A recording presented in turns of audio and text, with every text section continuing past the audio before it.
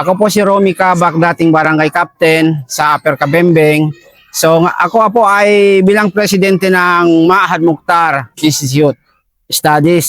So hanggang ngayon ako pa rin ang presidente. So kung anong tanongin nyo ay may kakulangan kami sa mga building, facilities, kasi siksikan yung mga bata.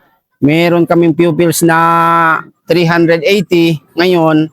So yun, kailangan paghingi kami ng tulong. Kung sino-sino man makatulong, nagpapasalamat kami. Ayun lang kami na may magbibisita sa amin na tumulong. Nagpapasalamat kami. Salamat po. Yan po. Thank you, President. Ma'am, pwede bang para ma-enlighten yung ating mga kababayan na wala yung masyadong background sa ano yung madrasa, ano itinuturo sa madrasa, kailan nag-aaral yung mga bata sa madrasa. Pwede bang bigyan nyo kami ano yung madrasa? Okay. Good morning and assalamualaikum. Unang-una po, ako po ay Suraida Habibon na nagtuturo po ako dito sa Maahad Mukhtar. Ang masasabi ko po tungkol sa madrasa, ito ay tungkol sa Islamic religion. Yun po. Tapos ang madrasa namin ay na-establish siya noong 1990 until now. Bale po, may nagtutulong naman sa amin pero kasi private po ito, so we just hope and pray na itong mag-interview sa amin na makatulong po dahil ang aming mga pupils ay 380 plus. So, yun po, makikita nyo na kung paano ang stand ng aming madrasa na ang gusto po namin na matulungan po kami para magkaroon ng better learning po sa madrasa. Okay. Dito po sa aming Maahad from Tahdiriya or kindergarten up to Sanawiyah or may ano po kami high school up to high school po.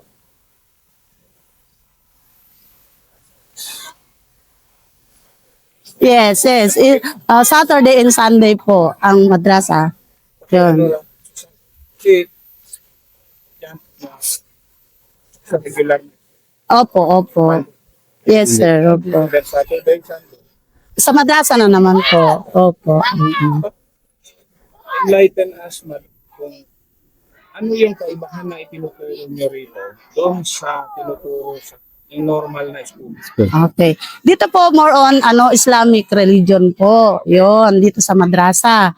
Okay. Actually sa school, may mga din kami po sa school, Arabic language and Islamic values. Ganon din po dito sa madrasa.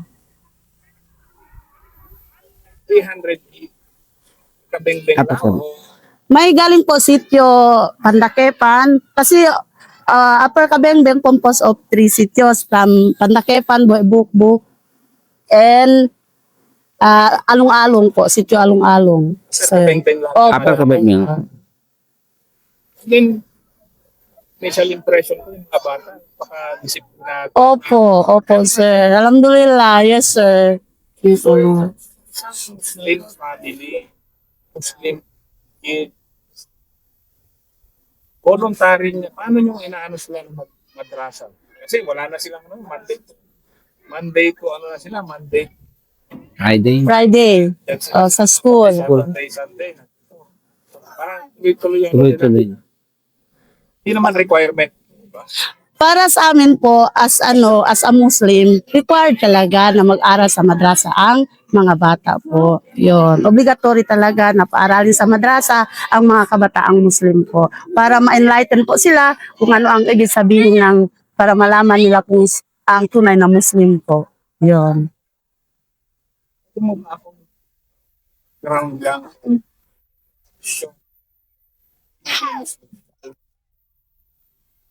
This is for the benefit din ng mga classmate nila na Christians. Okay. Yung puro daw. No? Yun. Yan po, ang talaga, yung worship to Allah po. Yun talaga. Actually, Islam means it is a peace. So meaning, ang kailangan talaga yung may worship talaga tayo sa Allah. Yun. Then, president kayo ngayon na si Madrasa, tagal-tagal po sa ng barangay captain dito. Bilang isang respected na leader ng yung barangay,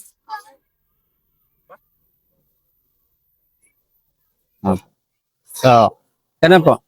Ang madrasa po, pagkaalam ko, kasi kami mga Muslim, pag wala kang pinag-aralan sa Muslim, hindi ka marunong sa Islam, parang, ano bang tawag yon? Parang wala ka. Pero pag may alam ka sa Islam, pag sa kabilang buhay, darating sa iyo ang ginagawa mo nung buhay ka pa.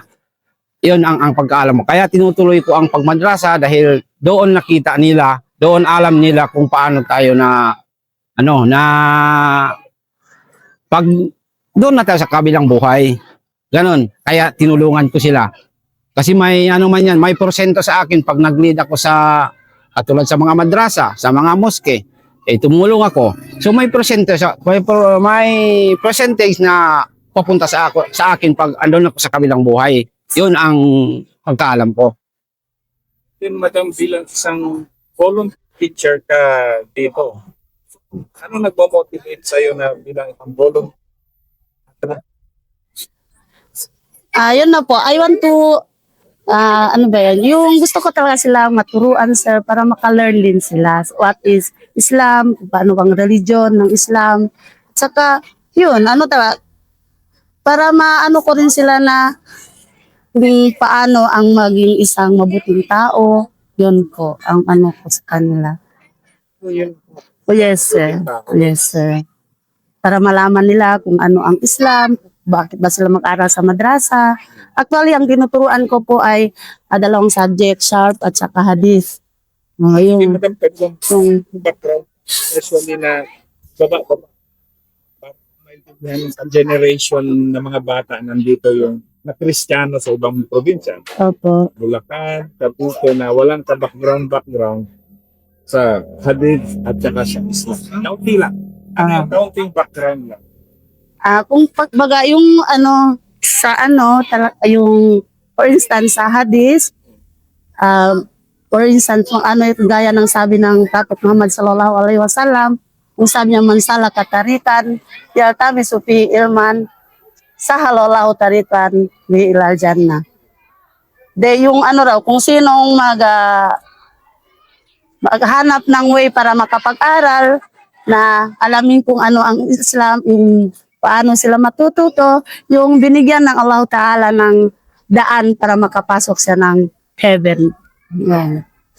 Turo nyo dito ng Islam sa religion of Islam. Yes, sir. Paano nyo tinuturo? Paano nyo tinuturo rito na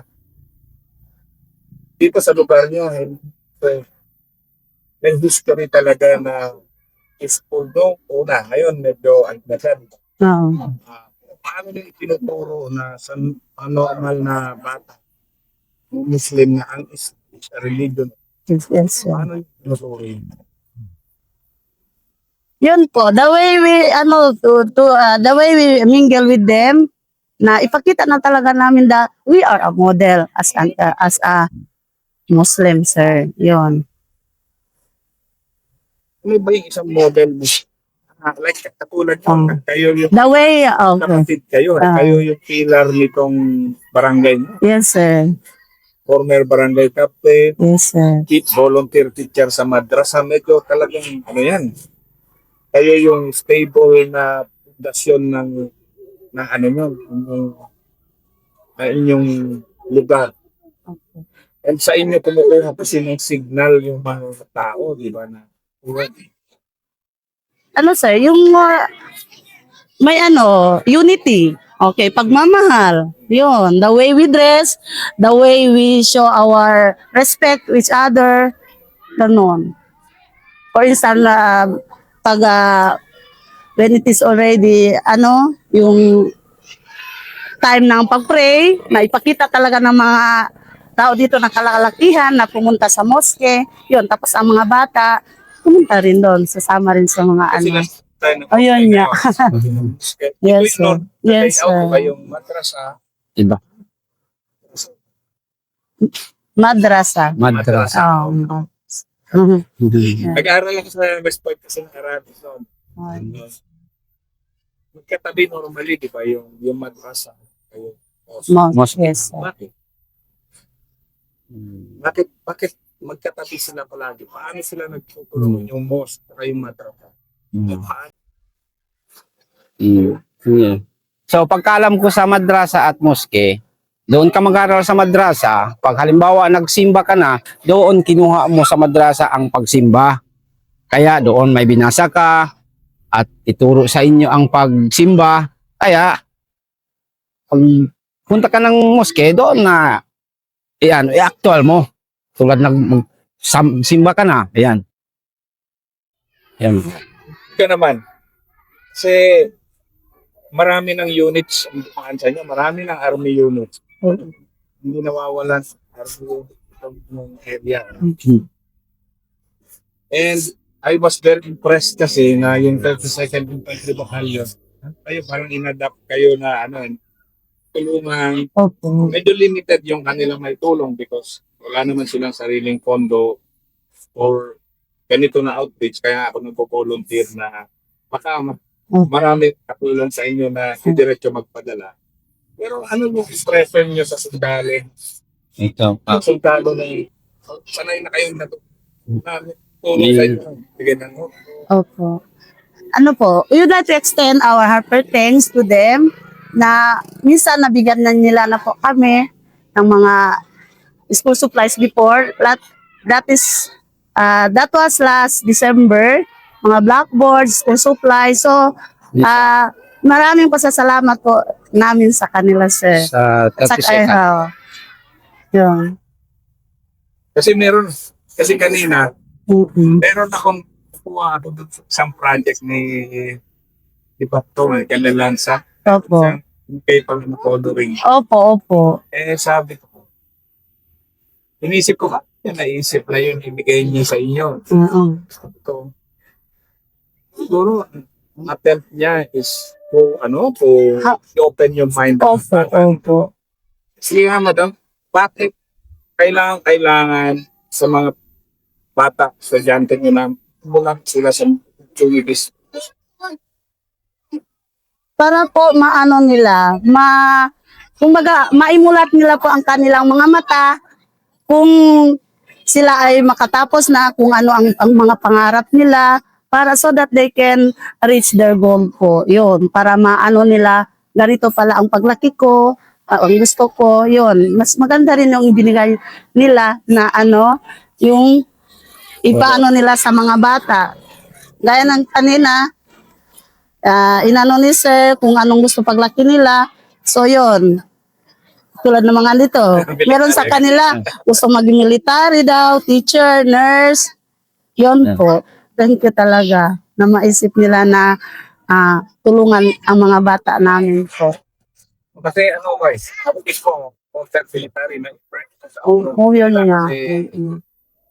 Kasi, parang, iba ka, sa ganitong lugar, may internet naman, pero iba yung papel ng madrasa yung naghain sa mga bata na ganito. Ito may possibility sa buhay mo. Opo, correct po. Yun. Yun nga. Iba baka napunta sila sa maling landas, kumbaga kaya nga may madrasa na para maano nila kung saan sila tutungo. Yun po. O sige, alam ko maraming kulang and hindi man baka lang.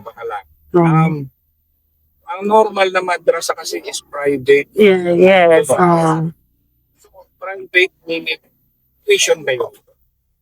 Opo, yun po. Donation po ng mga parents, magtulungan na rin parents. Bayad. Ha? Nagbabayad ba yung dada para mo? Wala. Parang tuition Wala. fee ba rin? Wala. Nagbabayad pa para Babala kung parents lang na kung gusto mag-donate, yun lang. Donate. Hindi. Babayad ako. Donate. Neo. Hindi. Wala. Wala. Donation lang kung ano, pabalik kami na humanap ng paraan sa kung gustong ano kami ng kung gustong tumulong sa galing sa mga parents, ganon. Parents. Oh. So, ngayon, kita ko yung building mo sa dalawa yung building niya. So, Mm. dalawang floor. So, Mm. so, kasi dati kasi nasa, ako yung point man kasi ng Armed Forces sa Indian. Opo. Sandaan na classroom. Sandaan na building yung gawa namin. Mm. Dalawa nga lang kami. Oo. Maraming ponto, madam, sa mga na nakikita ng ating mga kambayanan na sa inyo mapupunta yung donation nila. Marami yan. Mm. Ang mabubuting tao ang Philippines. Tested to na yan. So ngayon, sabi ko nga kay Colonel Batco, si Sir Batco, na titignan natin kung anong pangangailangan. O sige nga, anong wishlist nyo? At magkano? Para Wish. Magkaroon ng bagong building po, ng madrasa. ito. Oh, ito. Okay, ayan o, ito yung mga sundalo namin.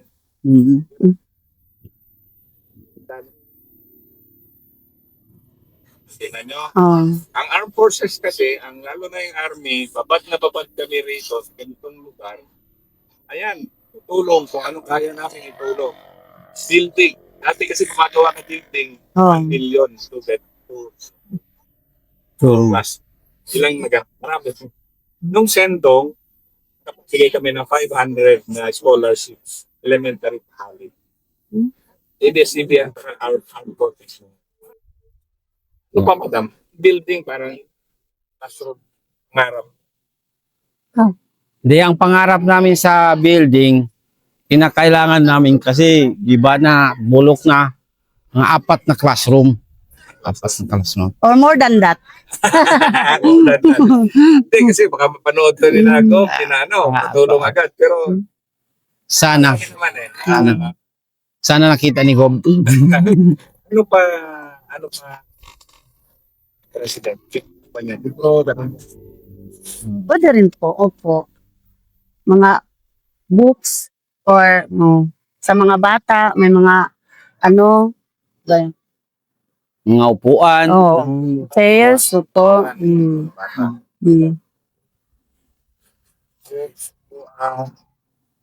Facilities na rin. Is na, parang gano'n, no?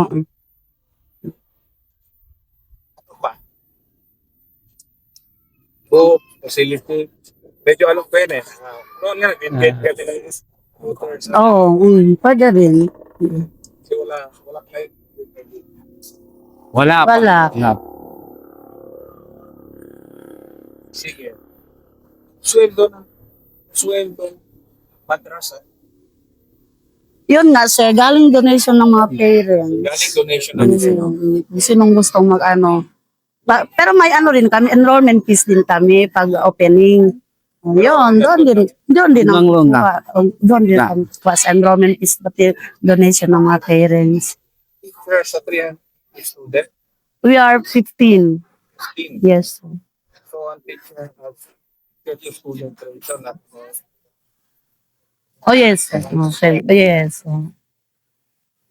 Sa kinder, may 40 plus sa isang section. 4 na section po ang kinder. Ako nagpapasalamat na panayam kayo. And ako, very proud din ako na former army. Yes, sir. Sir, na ganito yung happily feeling project ng mga batalyong commander ngayon. Kaya sina CO 32nd ID. Dahil tagal-tagal na ng 32nd ID dito. Magkakaiba kasi mission nila. Lanao, Sulu, pa dito. Wow, I'm impressed. Sige, madam. I'll do my best. Most ko ito. And then, bibigay ko na lang yung GCash nyo kasi hindi man dadaan sa akin ng college. Hopefully, marami tayong kababayan. Ang babait ng kababayan na. Salamat. And kitang-kita naman sa inyo na sa inyo na committed kayo rito. Okay. So, yun po. We are very lucky to have you as today. Maraming salamat po sa inyo. Sana, gaya ng sabi namin, we just hope and pray kung ano man ito na ma-interview nyo po kami, sana matulungan nyo po kami. Yun po. especially to the second 32nd Infantry Battalion po. Oh, thank you po. Kasi kami po last December na-surprise din po kami. Yun pala may dinadala na po sila blackboard. Yung mga blackboard po lang din po kami. Mga kahit signage ng ano namin, madrasa namin, nagawa, yan o ang ano niya. So yun po, ang gusto namin. Okay. Salamat. So, nagpapasalamat kami dahil dumating ang 32nd IB Infantry Battalion, nangunahan ni Sir. Sila lang ang first time na tumulong sa amin. Sa totoo lang. Totoo lang. 32nd IB. So, nagpapasalamat kayo. Pati sa'yo na lang magpasalamat kami. I'm proud na naging sundalo ko dahil na-appreciate namin. Maraming salamat, Kap. Salamat. Maraming salamat. Okay, thank you po. Thank you.